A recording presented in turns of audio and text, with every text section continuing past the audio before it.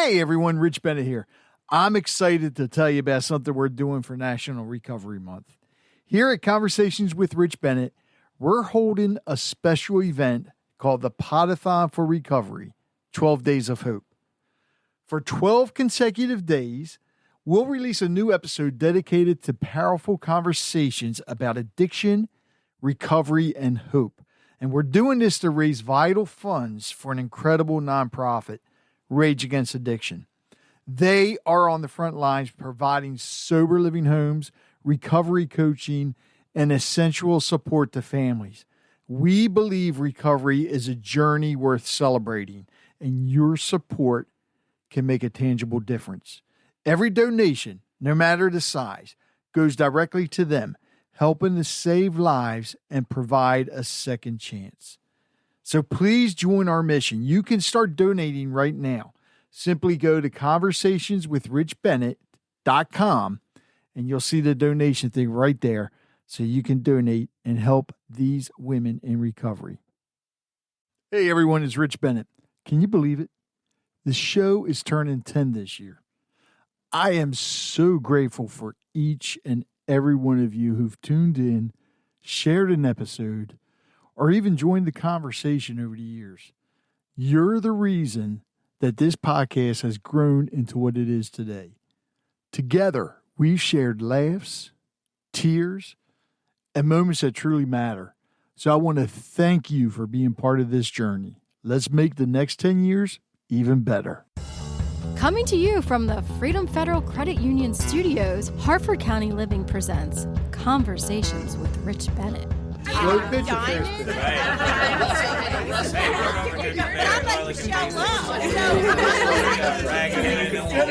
I never play softball. It's probably the least sexy part of the organization. That's okay. No. The truth is, what if life's greatest challenges could become the very spokes that keep us moving forward? On today's episode, I'm joined by an incredible force for good, Jenna Udenberg.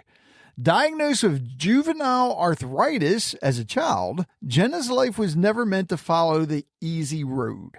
But instead of letting obstacles define her, she used them as a fuel for purpose. She's now an author, a 2020 Bush Fellow, and the founder of Above and Beyond with You, and that would be the letter U, a nonprofit committed to breaking down accessibility barriers and creating communities that truly include everyone.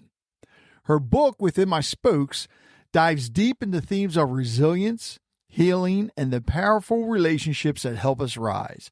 So whether you're navigating personal setbacks, advocating for change, or simply searching for connection, Jenna's story will hit home. So get ready to be inspired as we talk about overcoming adversity, building inclusive spaces, and discovering strength you didn't know you had. This one's about purpose, perseverance, and the power of showing up, not just for ourselves, but for others. How you doing, Jenna? I'm doing great, Rich. Thank you so much for having me. Oh, my pleasure. I want to. This has been bugging me, so I got to ask you this question because when you talk about arthritis, there's so many different kinds, but you only hear of arthritis and rheumatoid arthritis. Yeah. Explain to everybody, what is juvenile arthritis? Yeah. So when I was diagnosed, it actually was juvenile rheumatoid arthritis. Oh, and for decades, I defied the medical book, right? So if the doctors open their book, it should be A plus B equals C for treatment. And my body would take that A and would take that B and it'd spit out a Z, Q, R, S, square root of R times whatever, right? My body made no sense compared to their books. And so about in 2018, I went back down to Mayo Clinic and they're like, actually, now we call it juvenile idiopathic arthritis because it doesn't follow rheumatoid. And I'm like, I could have told you that when I was 8 years old. And then a lot of times, because idiopathic is a hard word, they just shorten it to be juvenile arthritis. And another interesting fact is about a decade ago, they're like, ma'am, I'm like, oh, you called me ma'am. At that time, I was only in my 30s. And they're like, we can take juvenile off your diagnosis if you would like. And I'm like, oh, no, if this body ends up in an ambulance or on your emergency room table, you need to know I've been fighting this thing for decades. Not like, oh, you just got arthritis yesterday or last year or even 20 years ago compared to my 38. So, yeah, I'm like, nope. And plus, I'm 45 now. So having the word juvenile, I'm always going to be a kid at heart. So there we go. I love that. I love that. Okay. So with juvenile arthritis, because myself, I have arthritis. I was, the last physical getting out of the Marine Corps, they told me I had arthritis in my spine and my knees. Oh, okay. So, okay. I wonder if I can get disability for that. I don't know. But, and then later on, and when I say later on, I'm talking maybe 5 years ago. Okay. Maybe somebody, my older brother, convinced me to go to a chiropractor because I had bone spurs in my neck. And I don't like to go under the knife. Yeah. Well, talking to the chiropractor at the time, they told me how, and I didn't know this because I always thought when you go into a chiropractor, they're just there to break you. I mean, crack your bones to align you. But he explained the different types of chiropractors to me and how chiropractic care can help with, one of the things was arthritis. And I go every 6 weeks now, but it's amazing how much it has helped. Yeah. Now, for juvenile arthritis, is that do you know chiropractic care can help with that, or is there medication? I mean, what is, because I know I don't think you can ever get rid of arthritis. I think you can basically help get along with assistance or whatever. Right. But with juvenile arthritis, is it the same or is it different? Great question. First off, thank you for your service to our country. Don't want to forget to say that. It holds a place in my heart. I'm a bugler for veteran funerals and that kind of stuff. So. Oh, no way. Yeah. So thank you so much for your service. It means a lot. To answer your question, I would say there's lots of treatments in lots of different ways. Like, it was interesting when I was young. They had, actually my cousin is a chiropractor. So they're always like, hey, you can go see your cousin. And I was like, that kind of scares me because I grew up in the medical model of disability and I'm going to trust my doctors and we're going to try all these medicines and it's fine, right? That's my journey. That's a part of how it became who I am. Now I'm a little bit more adventurous in what I try. But, and I'm also at this point. So yes, people can grow out of juvenile arthritis. They can. Yeah. The disease can quote unquote burn out. And so that was always the hope. Like, ooh, Jenna's disease started so aggressively, it'll burn out by the time she's 11 or 12, and that never happened for me.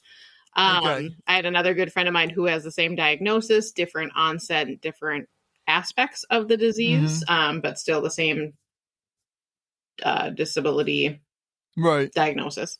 But she was actually on a mangosteen juice, and because she was so consistent with it. Mangosteen is a fruit over in the continent of Asia, and it attacks the inflammation cycle. And so because her body responded so well to it, she actually was, whatever the word is, discharged from rheumatology. They're like, yes, we know that you still have JA, but like your SED rate is normal, and it's been normal for years now because you're on this and whatever. So she's like, I was discharged, but I have JRA as my diagnosis since she also was like 6 or 7. So it's like, wow. But then it came back with a vengeance and whatever, right? Because the disease does what the disease wants to do. But just very interesting of what can help, what doesn't help, and what might help for this season of the disease, and then what doesn't help later. So interesting. Yeah. Yeah. I mean, because I think once you have something, there's always, it's like cancer and everything else, there's always a chance that it could come back. Yeah. As I said, I don't think there's actually a cure for any of it. If there is, well, they wouldn't tell us anyways because they wouldn't be able to make money. We know that. So, all right. So you were diagnosed at 8 years old, you said? Diagnosed at 7 and in a wheelchair by age 8. in a wheelchair by age 8. Yeah. All right. So how was that going to school and everything? I mean, that had to be hard on your mental health alone. Oh yeah, it was a bear because this was back in the late 80s. So pre-Americans with Disabilities Act, oh shit, that's right. Yeah, preschools with that's okay. Preschools without having accessible buses with lifts. Really, I mean, yeah, Section 504 and IEPs and all that thing were there, but not for someone with my type of disability. So I broke a lot of mental scripts and protocols in the education system because they were so used to kids that were fully involved. And then therefore they were just in the DCD classroom or the high needs classroom, and they weren't mainstream. They weren't, they definitely were not a lead trumpet player who had to go to honor bands and honor jazz bands and competitions and pep bands. And, so I just like blew their mind away with all of the accommodations and things that should have just been there from day one, but I got to be the reason and the picture and the face of those kinds of changes. And, I had some teachers that were super great. I had other teachers that, they saw that I was on their roster and they're like, you are not my students. You belong to this special ed person, or you belong to this adaptive PE teacher, or, other arts teachers, I came wheeling in the room and they're like, I can't do anything with you. You can't sit at the drafting table. So how are you my student? And it's like, what's so special about a drafting table? And then they showed me and I'm like, can't I just sit at my accessible table that they already brought in and draft and draw? And oh yeah, nope. And then, so I have lots of stories of just ignorance and that. And, again, we don't know what we don't know. I don't hold it against those people. Those stories in that time, made me who I am. Do I wish that I wouldn't have had to go through a lot of those hard things? Do I wish my parents didn't have to go through the advocating and the constant fights with insurance companies and education systems and all that? Absolutely. But I also know that we are a stronger, better family unit because of what we went through. Because of it, So, well, not only that, I think, because of what you went through and the advocating and everything, you're also helping others. Yeah. That may not even have a voice. Absolutely. And that's what led to my career, right? I had an amazing middle school band director who inspired me, and that was the path that I wanted to take. And so I took it, and I got a double degree in instrumental and vocal music education. But even in that, it was riddled with discrimination, almost lawsuits at the university level. Lots of cases filed with the chancellor, Wow. And then getting done with a whole degree and having a professor and one of my cooperating teachers kind of doing that whole pat on the back of, oh, good for you, but we hope to see you back when you find your love for teaching, and maybe it'll be teaching special ed because you could do more good in that space. And I was like, wait, what? I just went through 4.5 years in getting this degree and showing you what I can do and all these things. And that was your answer on my final day. And so I share a lot of these stories in my book and all the things. But yeah, when you look up to these people who really are your mentors in your roles of life. And it's just like, wow, my work and just me being me obviously wasn't enough to change your attitude or change your words. And I think now throughout my career that has changed, but have you by chance autographed any copies of your books and given them to those people? If not, you should. That would be a truly Minnesota nice passive aggressive action. Oh, I would do it in a heartbeat. In a heartbeat. All right, wait a minute. You mentioned, so you said vocal and instrumental? Yep. So you sing as well? I do. All right, I'm not going to put you on the spot, so don't worry about it. But I do have to ask you this. You said you a bugler, for military like honors and everything? Yeah. So you do taps? Yes. Oh God. Mm-hmm. Oh man. Yep. 2 songs that'll bring tears in my eyes. Yep. Taps and Amazing Grace. Absolutely. I got to tell you this story real quick. So for years I would take my family and friends to the Marine Corps barracks in Washington, D.C., 8th and I, for the Friday evenings for the night parades, which is the Drum and Bugle Corps and Silent Drill Platoon.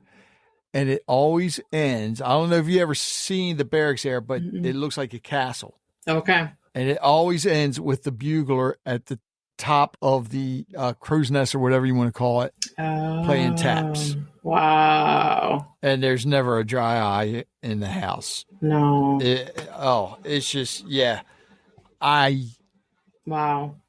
I can't. All right. So, was there actually a moment in your life when you realized that your challenges could actually become a platform for purpose that you can recall?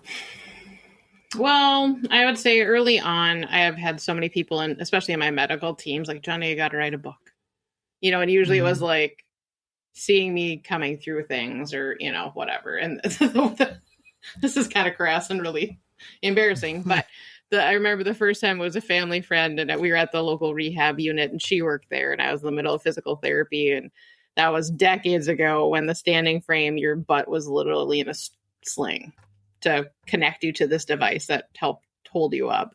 And so literally as she's like walking behind me, right, she's just like, now that your butt is in a sling, you really need to write a book. And I was like, I don't know if that's a compliment or what, but I'm like, okay, fine, here we go. But I also think that I was somebody that looked up to so many different people, and whether it was something that I consciously knew, but even back when I was a sophomore, junior in high school, I was a peer mentor, I was a peer helper, I was doing these things because that's how I was raised, right? When you get into a space, you leave it better than you found it, is kind of the work ethic of my family.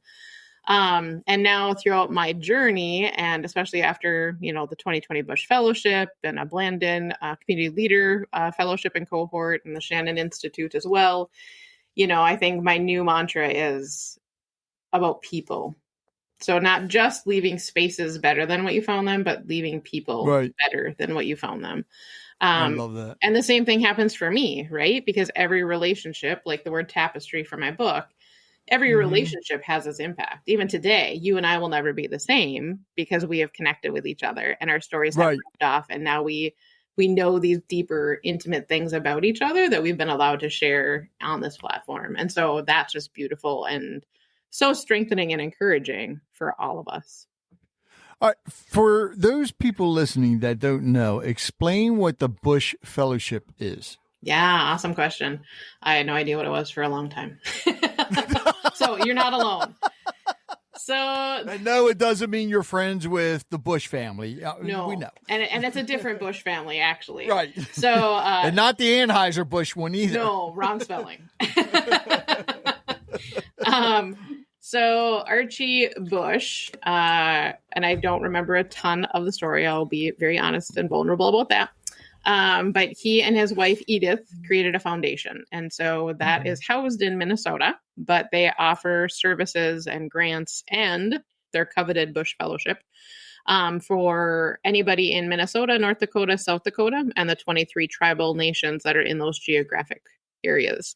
And so once a year, they select, I believe, when I went through it was 26. I think now they're up to 30.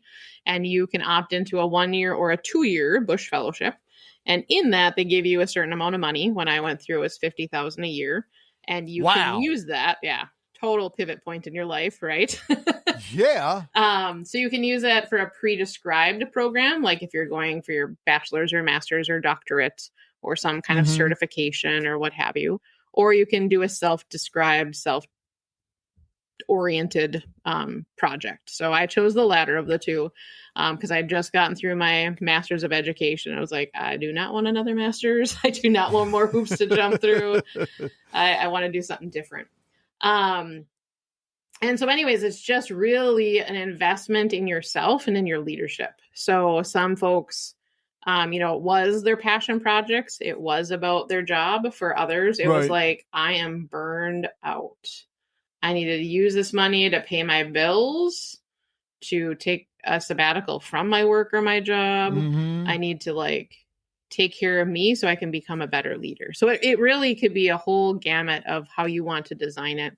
And when I went through it, I think there was 4 tiers of the application process. And really, I mean, even if you don't live in those 3 states or those tribal nations, I would recommend anybody going to the bushfoundation.org site, and you can see their questions through the application process, and just really like taking the time to invest in yourself to truly answer those questions is a work of heart already. And so it's just so impactful.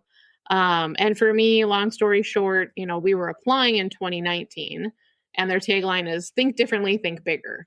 So here I am, like, I have never flown because I'm a wheelchair user, and the airline system breaks 100 wheelchairs a day. Why would I want to take a chance? Oh yeah. YouTube it sometime. Wow. There's amazing videos of how they treat our very expensive equipment, and lots of accessible airline acts and those kinds of things trying to get through our government and through policy change. Wow, I had no idea. Yeah, so you can literally see them like tossing power chairs like up their conveyor belts, and then like workers laughing as the chair falls off the conveyor belt. And they would be fired. Yeah, but they're not. No, but they should be. Right. Yeah. But they're probably union, that's why not. Well, or something, right? Yeah. Jeez. And so anyways, with that, I was thinking bigger, and I'm like, all right, I want to travel to the places where the wheels have wheeled. I want to be out in Berkeley, California, where Ed Roberts was for Section 504 and IDEA and ADA. You know, I found out who Judith Heumann was. And if you don't know who she is, Google her. And read her book. And if you're more of a movie person, go watch Crip Camp, because you'll learn way more about the Americans with Disabilities Act and how all of that came to be. But I wanted to wheel and be in those spaces where they've been. And I wanted to go to Champaign-Urbana in Illinois to see one of the biggest rehab facilities in our nation and be in those spaces.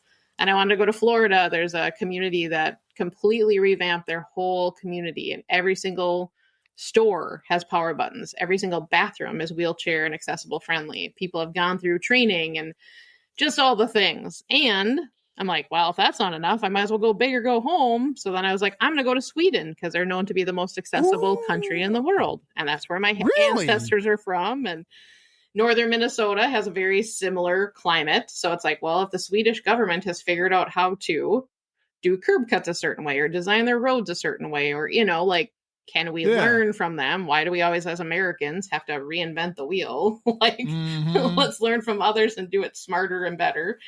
But then, you know, there's this little thing that's called COVID-19 happened. And so as we were planning about all these amazing things and, you know, life change, then I was struck with, my invisible disability, which is my immune system. And between, you know, being immunocompromised by my arthritis, by my diabetes, and then all the medications I take because of them, I was a very vulnerable population through the whole pandemic. And so while my other cohort members got to just postpone their travels for a year or two, they could still go do their thing. But for me, it was like, I am not going to risk my life or the quality of my life to just go and do these things. So, you know, but in hindsight, it was great because everybody was forced to be at home. Everybody was forced into a new way of life. And I could communicate in the same way that you and I are communicating through technology with all these higher ups and these people that I would have never had an opportunity to connect with if I would have just been this Minnesota country bumpkin wheeling along in Berkeley, California. Right. So it almost made this amazing playing field for connection and relationships that would not have happened had I physically been able to be there. So yeah. Wow. Did you ever make it to Sweden yet? I have never flown. So I'm still on my wheels around the land. All right. You mentioned something which scares the hell out of me. Yeah. So you mentioned your autoimmune disease. Autoimmune system, but you also mentioned so you have diabetes as well? Yeah. So I was treated for a very long time with prednisone. And so that's one of the things that can mess with your pancreas and your whole adrenal system. Plus genetics. I've got several mom, sisters, that kind of stuff that have diabetes as well. So between the genetic pool and my treatment system, yeah, I'm a type 2. All right. If you don't mind me asking, because diabetes runs in my family as well. And, the doctors always tell us exercise because it would help. Mm-hmm. But with you, if you don't mind me asking, if you being in a wheelchair, how can you actually battle diabetes as well and help out with that? Yeah. Or can you? So yeah, I mean, there's adaptive sports. My biggest way of getting exercise and heart rate up is in warm therapy pools.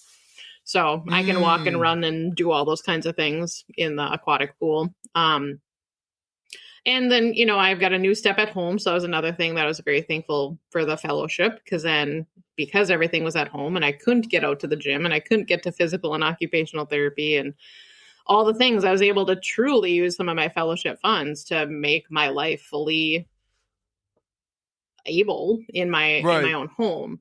So I was able to invest in myself. And another awesome thing I was able to get is a Real Mobility Firefly, which is an electric third wheel attachment that goes in the front of my manual chair.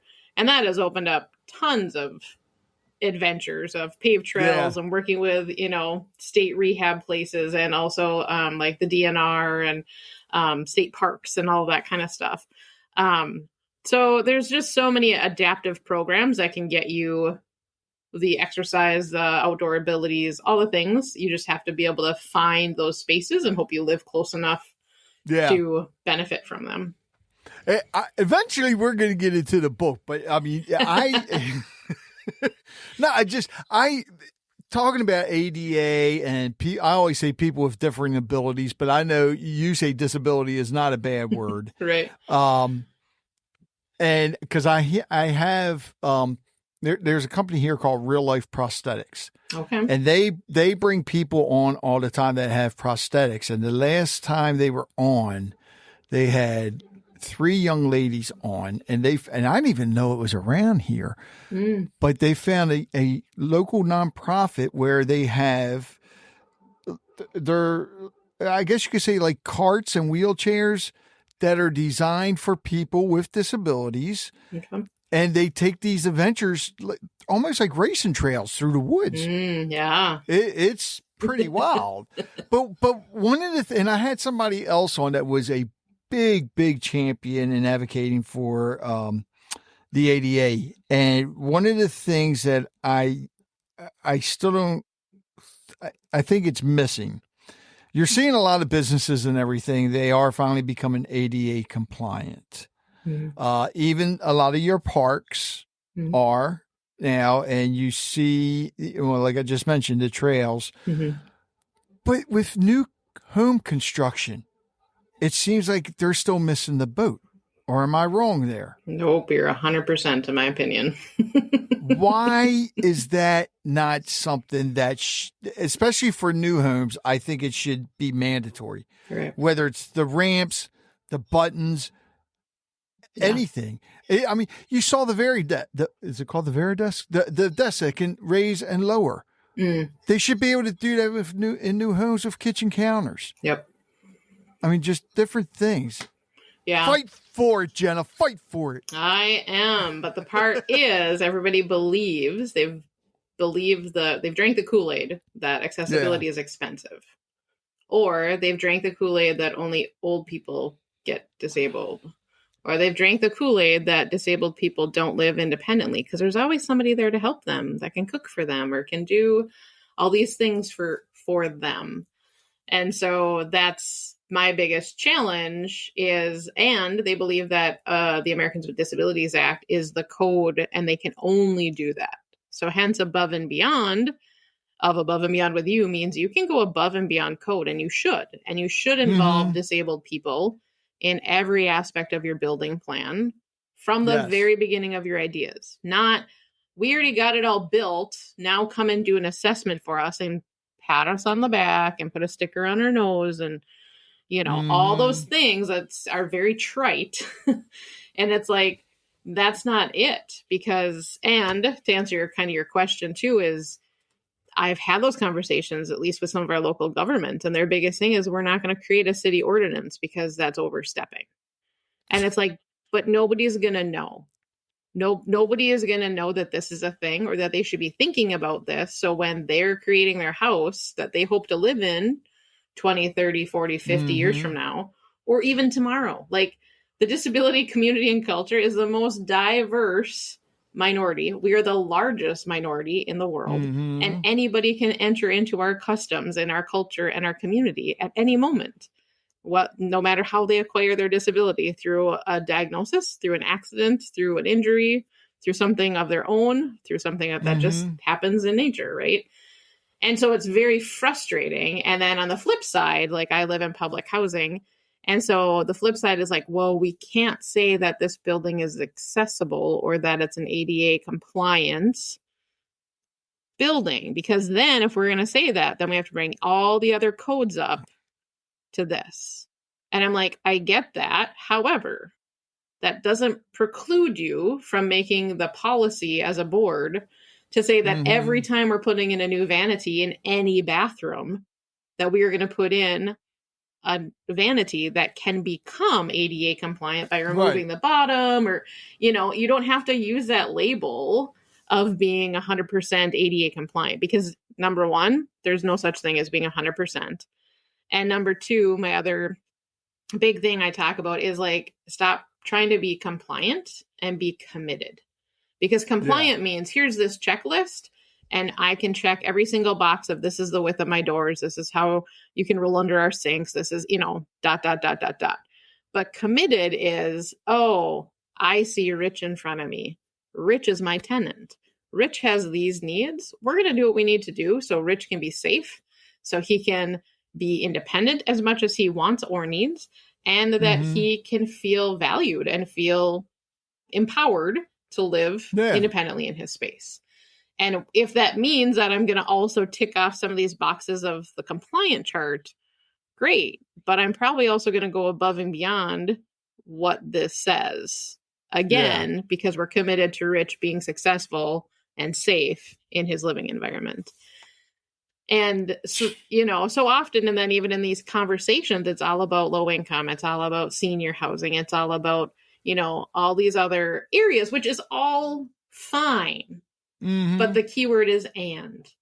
Yeah. And there's a young family down the street that just had a child born with a disability. Or there's this middle-aged family down the street. That son just got into an automobile accident and now is an incomplete paraplegic. Yep. Like, it's not just about the extremes, you know? And kind of the same thing if you think about like accessible playgrounds, right? What's the first thing you think of when you think of an accessible playground? What demographic do you think of? Kids. Yeah, probably a little kid in a wheelchair, right? Yeah. Potentially. Okay. Yeah. Well, Rich, what if you're the disabled caregiver and your non-disabled kid gets hurt up on the top tower? You need to get to your grandchild to help them. Right. So it's flipping that script of like, what assumptions, what biases are we holding? Which we all do because we're human. So there's no shame, there's no guilt. There's just education. So, you know, what are we thinking about? And then how can we flip that to make sure that we're accessible for all that are coming? Whether it is that little kid in a wheelchair or using a walker or who is blind, whether it is a kid with autism that you also need to think about keeping them safe with fencing to make sure that they're not going to, you know, get injured in other ways. Like, there are so many things and so many hard and good and rich conversations that we need to have around all of these topics in different spaces and in different relationships. You're listening to Conversations with Rich Bennett. We'll be right back. When life changes in an instant, your ability to move forward shouldn't have to. That's why I want to tell you about Real Life Prosthetics, where restoring ability isn't just a mission, it's a passion.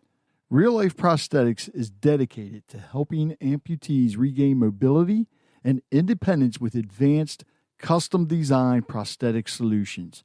Whether it's upper or lower limb prosthetics, their expert clinicians work hand in hand with their clients, creating devices that fit comfortably, function naturally, and empower people to reclaim their active lives. They understand every journey is unique, and so is every prosthesis they craft. With cutting-edge technology, compassionate care, and a commitment to real-world results, real-life prosthetics is changing lives every single day. If you or someone you know is facing limb loss, visit reallifeprosthetics.com and see how they're restoring ability.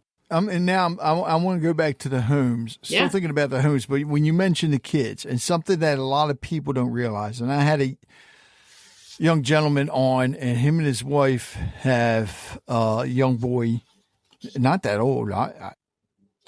He was born with disabilities, confined to a wheelchair. Okay. And which means throughout his life, they got to keep making changes in the house, because as you grow, you get bigger, things change. With living in a house that is not ADA compliant, because it's not law yet, and excuse me for saying this, bullshit, it should be. 100%, I'm with you. Does insurance or anything cover any changes that the family has to make that you know of? So I don't know necessarily about insurance. Like if you acquire your disability through an accident, and if you have a lawsuit and you're winning in that, sometimes that other person's insurance can have to pay for the accommodations of your home. But like in your example, it would be for those things that are at that moment. Yeah. So if that family is really knowledgeable and is paired up with people that can think long term and somehow finagle it, so it helps them in 20 years, but also meets the immediate need. You. Right. But even with you, with juvenile arthritis growing up, you still needed to have changes. Right. So did insurance cover that at all? No. That was all. It's called a disability tax. Being disabled is more expensive. There's just no ifs, ands, or buts around it. But you can't put a price on life. Exactly. Yep. Oh. So I get burned up in these conversations about this. Right. So in Minnesota, we have what we call caddy waivers, and we have other entities, at least currently on this given day when we're recording. Who knows about tomorrow? But different programs where if I were to be the homeowner, they would kick in so much money. But the example is like I have to own the home. Okay. Well, that can be fine for some of the systems. Not people that are renting. But that can not work if I have an asset limit. Yeah. Because of my medical insurance or because of other systems that I need to make my life independent. So my sister can't own the home for me and I'm her renter. Doesn't work. Can't work if it's a building that you're renting out to someone who has a disability.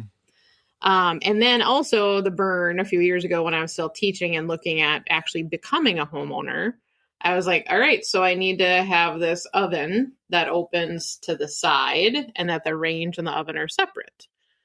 Well, in your household, more than likely you have one device that does all those things for you.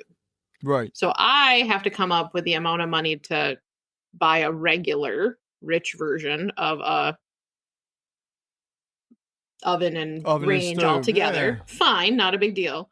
But then they will only come up with the extra amount of what it is. So then I would have to choose, okay, I'm going to buy an oven, which is what? I don't know, for numbers' sake, because I'm a music teacher, going to 4 is good. We'll say $1,000. Okay? Yeah, okay. Yeah. Easy numbers. So if you say an average, non-disabled, non-accommodated stove is $1,000. Well, if I need to buy the two, and this one is $1,800 and the other one is $2,000, I have to come up with the other $2,800 because I can't get both of them covered. I have to choose. And so I'm like, well, then what do you choose in your house? Yeah. Because the same thing happens for a wheel-in shower. Well, if a regular shower only costs XYZ, but a wheel-in shower that is larger space, that has different tiling, that has all the things. Yeah. So, I mean, they get you whether you're coming or going. And it is a huge investment. And so even when I was going through my Bush Fellowship, part of it was, what's your plan for self-care? So their goal for us was to have monthly like retreats, get away for a day or a night or whatever. Well, there's no local lodges or hotels. Like I could have stayed in a hotel, but in the pandemic, that was just not a thing. So I needed a separate standalone kind of a situation. Not a single one in the whole northern state of Minnesota would have met my needs. Wow. So then I had a local business person have enough chutzpah to tell me, the disabled person who has all these asset limits and all these other systems, well, you know what, Jenna, you should go and invest.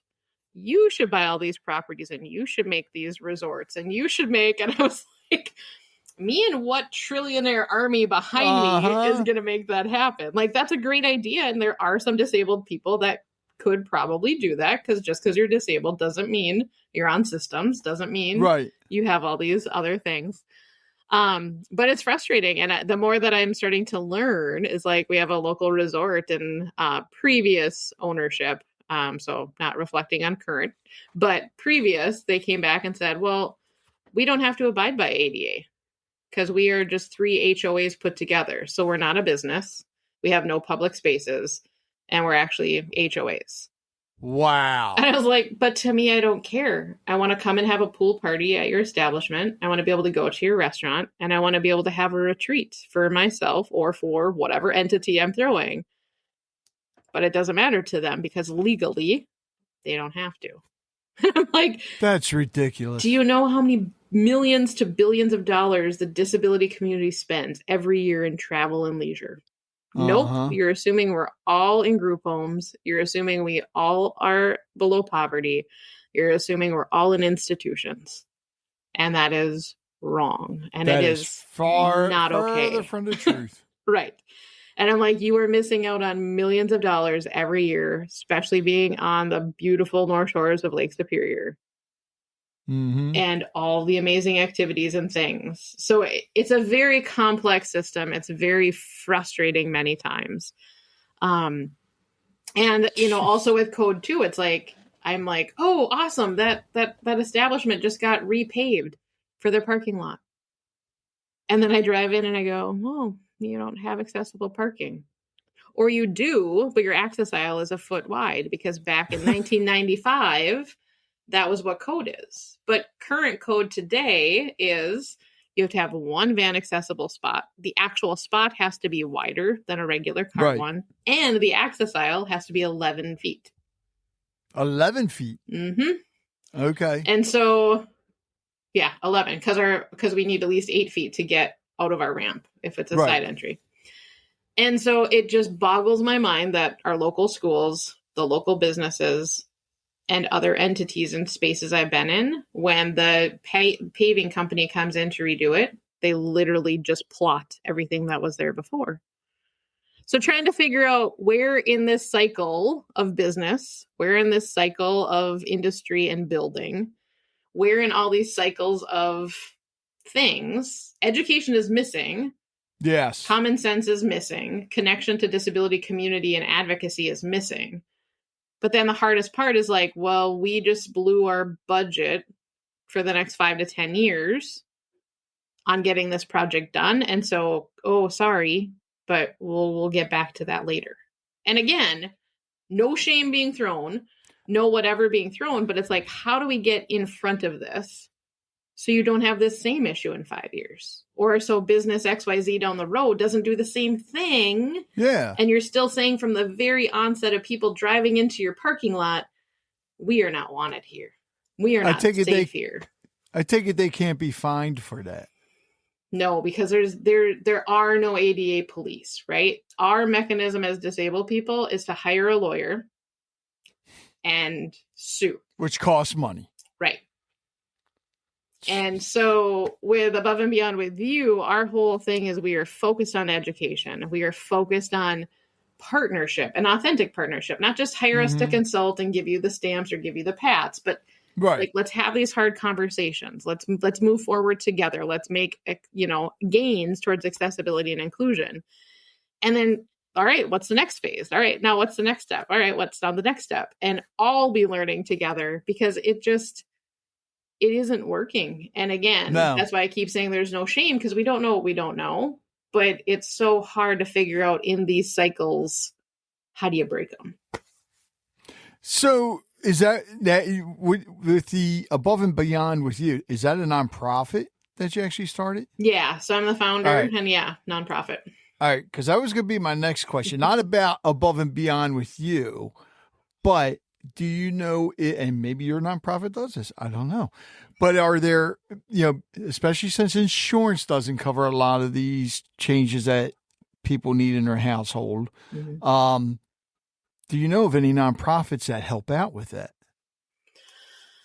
Not off the top of my head. And I think that's also part of the hardest part of disability community, is that we need to create ways of being sustainable. So there's lots of initiatives. There's lots of fire and brimstone. There's lots of, we're mad as heck and we're not going to take it anymore.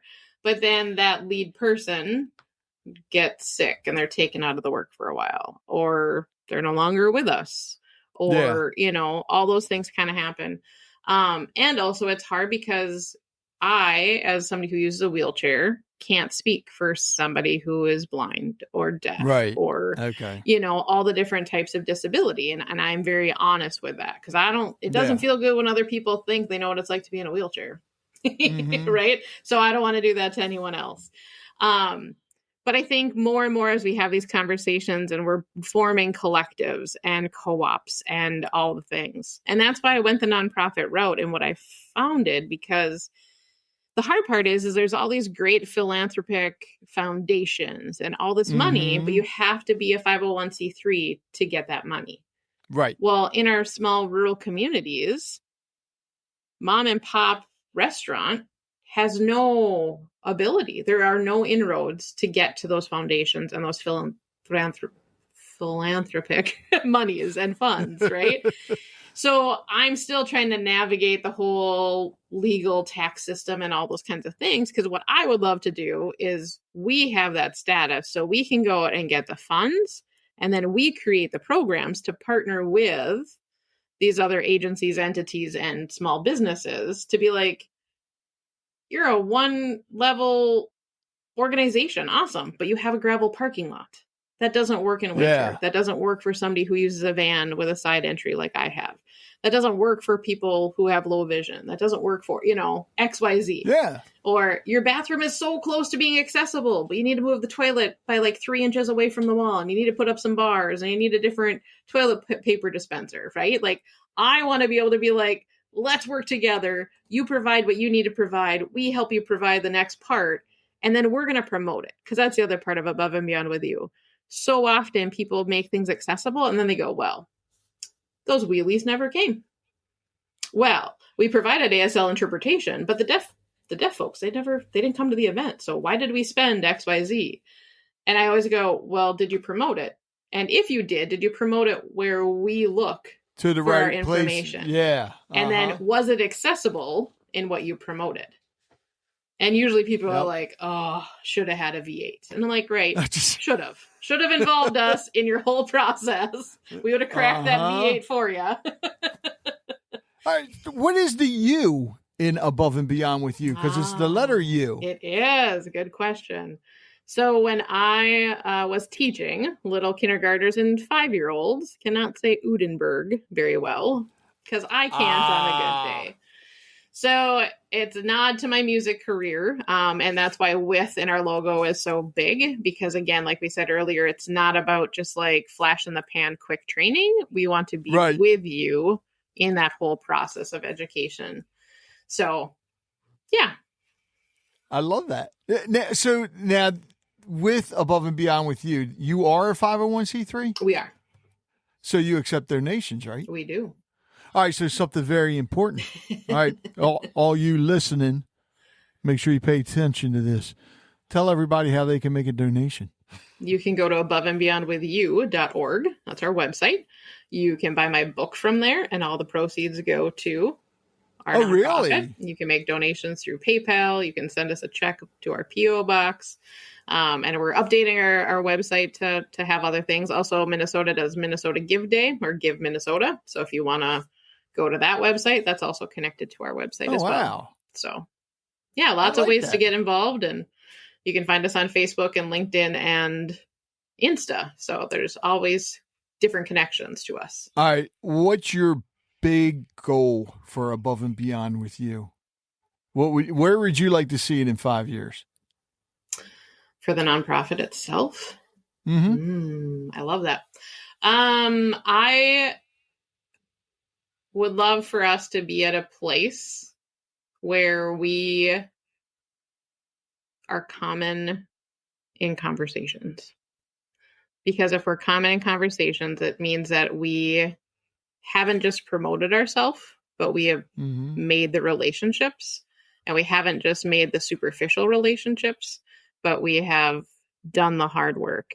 We've built long-lasting relationships. And it isn't just local in small rural Minnesota, but it's beyond. Yes. Which would explain the beyond with you. Correct. And in 10 years, international. Worldwide. We're taking on Sweden. No, just kidding. You know what? And I'm hoping within the next 5 years that you are able to get to Sweden. Yeah. I didn't realize that they are that big when it comes to disabilities and everything. I had no idea. Yeah. Actually, and you keep mentioning conversations. How come you don't have a podcast yet? That was one of my first conversations stepping out in this role. And the lady's like, you have such a great voice and personality that you need to do this thing called a podcast. And I was like, I don't know what that is and whatever. But then now that I've been in this circuit, I was like, I really dig this and this is a lot of fun. And, but then when I've talked with some of you podcast hosts, I'm like, that's also a lot of work. So for right now, I'm good being a guest, and maybe it is a lot of work. It is. Well, you know what? And you're right. It is a lot of work, and you focus on the advocacy and everything else and get people like me to help get the word out. As a matter of fact, here's something I want to offer to you, because, especially with what you're doing, other people that have disabilities as well. Mm-hmm. Find some, just find however many you can that have the ability to record a podcast like you do, and we'll do it. And it doesn't matter where they're at. Okay. And we'll do some roundtables on it to help spread the word, because you're right. The conversations is what's going to help, and when it's like if my podcast is carried in over, I forget the exact number, but it's over 100 countries. Nice. So all those other countries hear about it. All the states hear about it. Maybe somebody will say, damn, they're right. We need to make a difference. All contractors should be doing. We need somehow. And I do know there are some nonprofits out there that will help with, as far as the construction, will help with it, what they can. I know with our Lions Club, we have put ramps in at people's homes. Yeah. To help with that. But there's still other things that, like you mentioned, the stove, the oven, refrigerators. Yep. Because, you have a hell of a time, I'm sure, reaching the freezer. Yep. Unless it's a side-by-side, but still the top shelves. Yeah. You look at cabinets, and people don't think about these things. Right. But at the same time, and I forget what if it's a disease, whatever it is, giants. There are some people that are 7 foot and above. Yep. It's bad for their back trying to bend down to that sink or whatever. So you need the higher things. Yep. There's, this is, I think this has been an ongoing battle since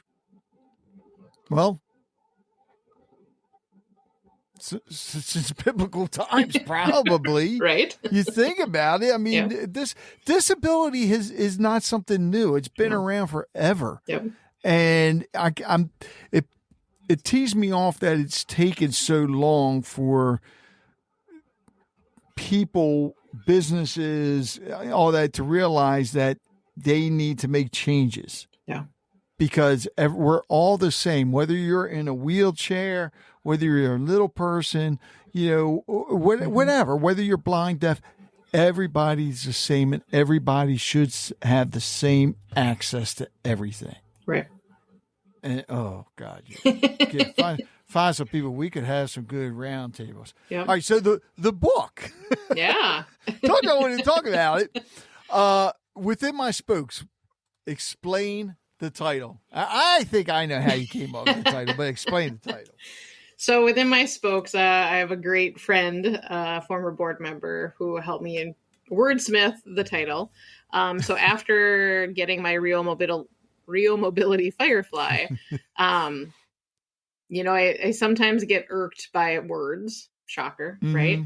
And so, people will say like, oh, that person's confined to their bed, or they're confined to their wheelchair, or whatever. And it's like, no, I love disability community has come out so strongly in recent times of like, our wheels are what give us freedom. Yes. So also, I have spokes on my manual chair that I'm sitting in right now. And yet when I'm out on the trail, man, is the biking community one of the most inclusive. Like, I can go through probably almost a whole week living life in this big city, in a rural city, and I don't get anybody looking me in the eyes. But I go out on that trail, and every single biker, from a little kid to the oldest, tallest e-bike riding dude, give me eye contact. Say, hey, say, wow, that's a really cool ride, or like whatever, right? And it's the most inclusive conversations that we get to have. And I'm not saying if you're a biker, like you're all that in a bucket of fish and you never do anything wrong. Totally not saying that. But in that space, there's just that mutual understanding and that mutual respect and that ability to greet. Where if you're for me, when I'm in other community settings, by and large, the majority of people are way up here. And how do they have to look at me? They looking down at me. Mm-hmm. And whether we know that or not, that impacts us. Yeah. Not only me, but it impacts those that are standing taller too. And even if you don't, even if you don't know it. Yeah. And so then it's so funny when I'm like in the therapy pool, as we talked about earlier, and all of a sudden I have my magic shoes, as I call them, to make up for my knee and ankle contractures. So I kind of on built up heels. And so then here I come striding at 5'8", and all these people that used to be looking down at me are now having to look physically up at me, or at least equal to me. And they're like, this is different. And I'm like, right. So, it's all about perspective. And I love that wheelchair companies, especially power chair companies now, are being innovative. And so they have things like See Me. And so therefore their seats rise up. And I did that with my power chair one day at school. And the way that the kids, and more importantly, my colleagues, treated me completely different when I was seated just another 1.5 feet in the air, and it matched their eyes. Complete different way of interacting. There's a young lady that works at the grocery store here that has a chair like that. Nice. And yeah, it makes a big difference. And I learned this because I play Santa professionally. And the one place you always get kids in wheelchairs. Well, the kids can't sit on your lap, right? And I learned the hard way. I'll stand up. I don't want to look down out, so I'll squat down. That way, if I'm allowed to give them a hug, I'll give them a hug. If not, the fist bumps. But I'm face to face. Right. With them, and it puts a smile on their face. Yep. They love it, especially when they hear me trying to get back up and I sound like a bowl of Rice Krispies. They're like, oh, Santa, you sound like me at therapy. Hey, Santa's several hundred years old, okay? but still a kid at heart. So you're all good. Yeah, always. Yeah, that's something I have found out when I do Santa. It's amazing even how many adults still want to sit on Santa's lap and get their picture taken. Everybody's a kid, no matter what. Nice. If you're not, then learn how to live life. Right. You know? So, all right, with the book, yeah, you're self-published, right? Yes. All right, because I always love to ask authors about some of the challenges. What was the most challenging thing? Two things. Most challenging thing about writing the book, and then second, what was the most challenging thing after the book was published about getting the book out there? Oh, good questions. Hardest part of the book was reliving a lot of the traumatic spaces. And I was very thankful that I had a good writing coach at the time who just said, write your story when you have the capacity. So if today is not a deep soul, deep spirit, deep emotional time and bandwidth time, don't write about your depression and suicide plans. If today is not, a great time to start talking about starting having surgeries at 15 and having a surgery every 6, 9, and 12 months, don't write it, right? Go write the thing about being out on the trail because that's what gives you joy in that day of your writing session. Write that. Right. There will be time. Right. There will be time to go back and share those stories if you're led to, share those deep, harder times of life. And she was completely right. It made editing later and putting it together a little bit more of a bear for me as a type A. But so that was the best advice I was given in the process. But man, the whole publishing, promoting, editors, all of that world. I mean, there's a reason that not every single person has written a book, even though I believe that everybody should. Like, everybody's story is important. Not that it needs to be written down all the time, but in ways that people can access it and learn from your story, I think is important. And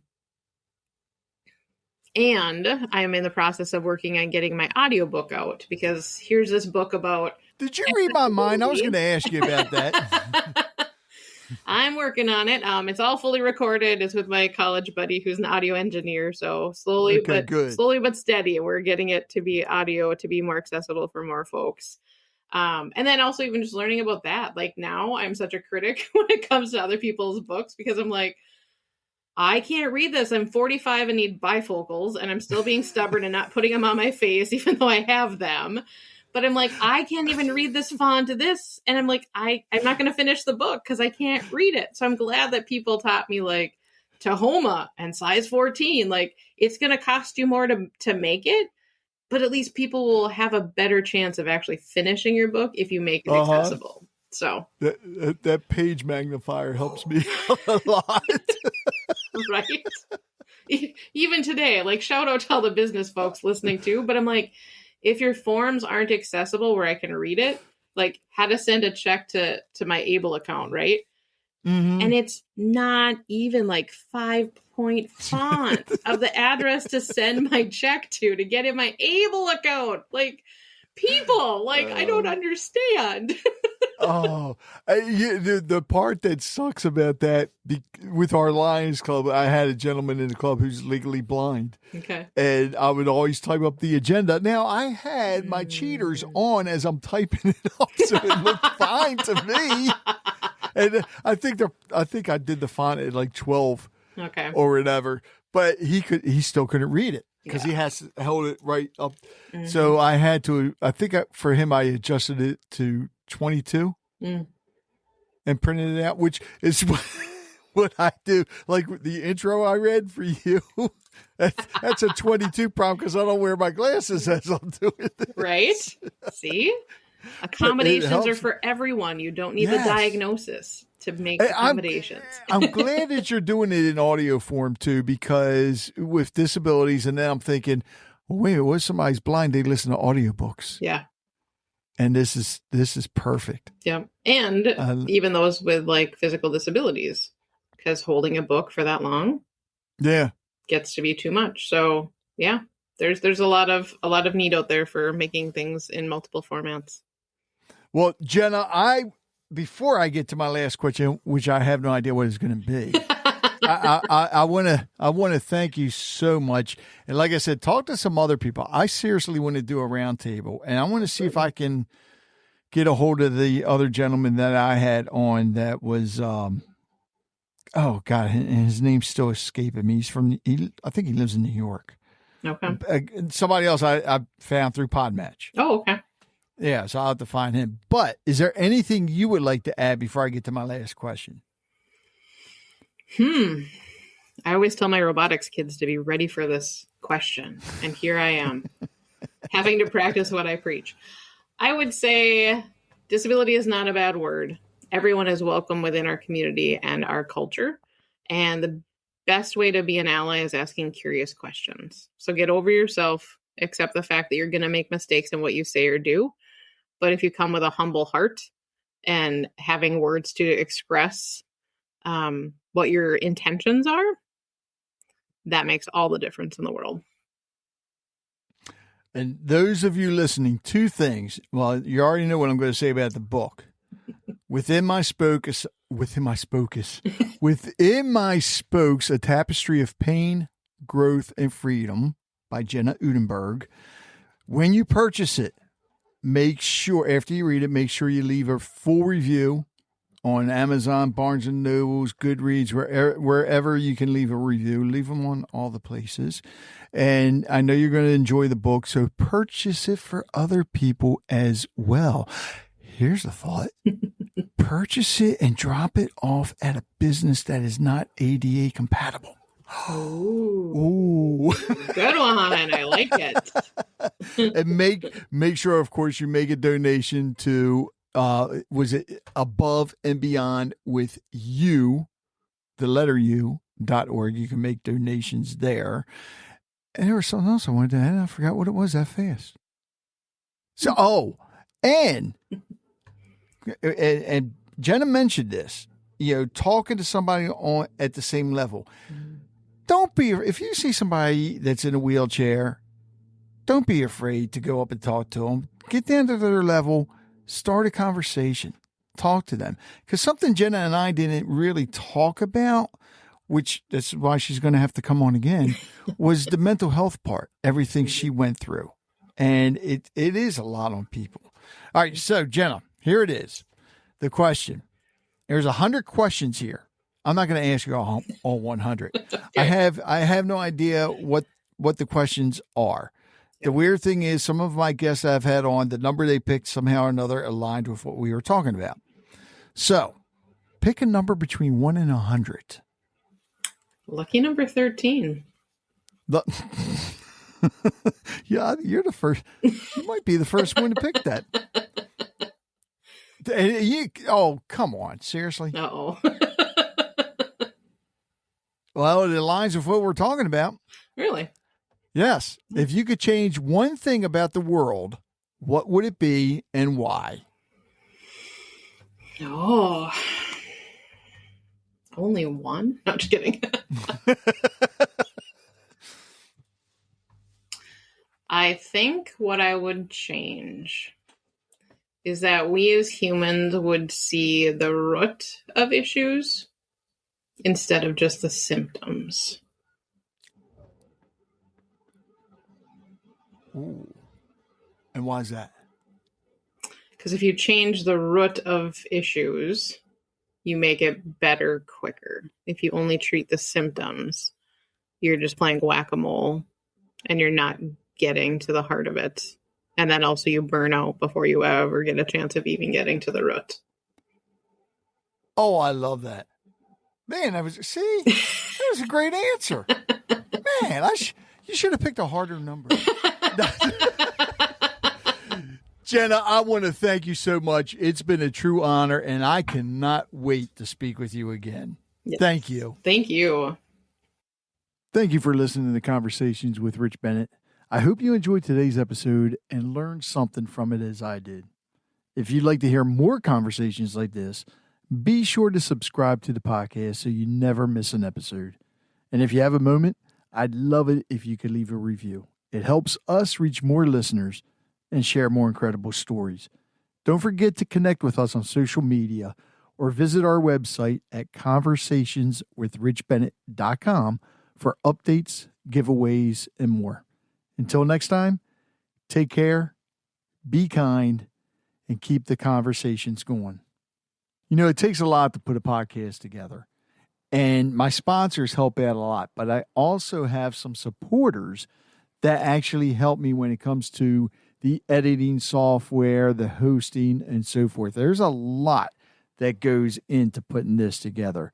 So I want to thank them. And if you can, please visit their websites, visit their businesses, support them however you can. So please visit the following: Real Life Prosthetics, cutting edge solutions, restoring ability since 2001.